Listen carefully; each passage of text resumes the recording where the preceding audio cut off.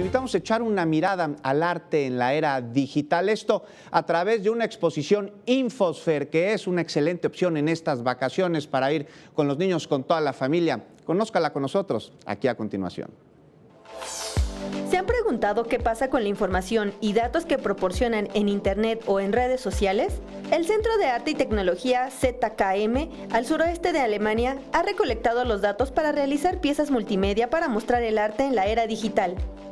La exposición tiene piezas que tienen que ver con datos, ¿no? Nuestros datos, con datos que toman las ciudades o los distintos organismos públicos de nosotros sin que nos demos cuenta, el uso que pueden tener estos datos para bien y para mal, y cómo podemos compartirlos.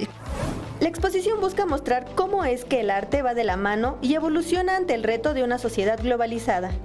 La expo busca esta reflexión, ¿no? Mostrarnos cómo es que brindamos nuestra información, cómo es que la usamos, cómo es que la compartimos y cuáles son los beneficios o no beneficios que pueden tener tantos datos en todo el mundo.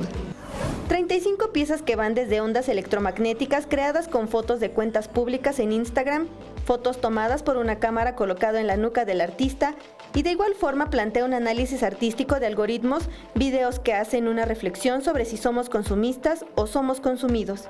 Esta exposición forma parte de las actividades del año dual Alemania-México y podrá ser visitada de martes a domingo de 10 a 18 horas en el Centro Nacional de las Artes. Con imágenes de Manuel Hernández, Mariana Sánchez, 21 Noticias.